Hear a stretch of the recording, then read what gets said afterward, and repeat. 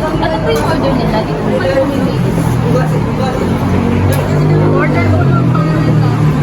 Paramitan. Yun lang po, ma'am. Yun lang po. Ano ba naman to? 15 minutes na ako nag-iintay dito. Tapos din ako wala order pa. Ibang flavor yata binigay nila. Miss! Yes po ma'am. Miss, parang mali yung flavor na binigay nila. Oh, ano po ba ito ma'am? Ay, oo nga po. Ay, pasensya na po ma'am. Marami po kasi customer na busy po. Palitan na lang po natin ma'am. Pasensya na po. Wait na lang. Sige, mag-aantay ako. Pero wait lang sa yung sa trabaho. Pwede po pag-ilis. Opo, ma'am. Pasensya na po. Hello ma'am, pasensya na po sa abala. Bibigyan ko na lang po kayo ulit ng drinks at bibigyan ko rin po kayo ng free cookies para sa abala. Ano na po yung kapigyan ng pasensya na po na mali po yung bigay ko sa inyo.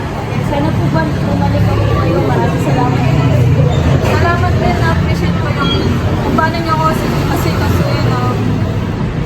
sure na sure ako na babalik ako sa coffee shop na to. Salamat po. Sa customer satisfaction po namin dito is first is yung negative. Yung customer is naka-experience siya ng yung customer namin is naka-experience ng maling product na naibigay sa kanya. And then pagkatapos namin nagreklamo siya. Yung barista, siyempre, tinanggap niya naman yung pagkakamali niya.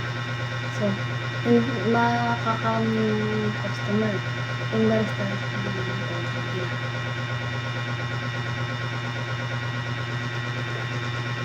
dito sa customer satisfaction namin is nag-start ka sa negative. Kaya yung customer is mali yung nabigay sa kanya ng flavor. So, nagreklamo siya.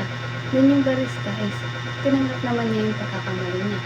Then after that, yung manager is in-address niya ito na binigyan siya ulit ng free drinks and also binigyan din siya ng free cookies para dun sa abala na nagawa sa kanya.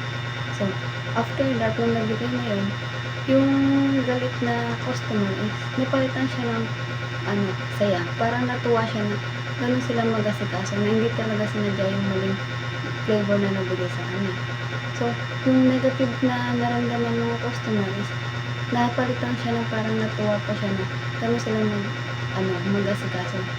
So, meron siyang last word na pinigay doon. Pabalik ulit sila sa shop na yan dahil nakita niya kung paano yung service na binibigay ng mga empleyado dun sa coffee shop na yan. Galit na napalitan ng isang customer satisfaction. Na-satisfied siya kung ano yung service na binibigay sa kanya ng mga employee ng isang coffee shop.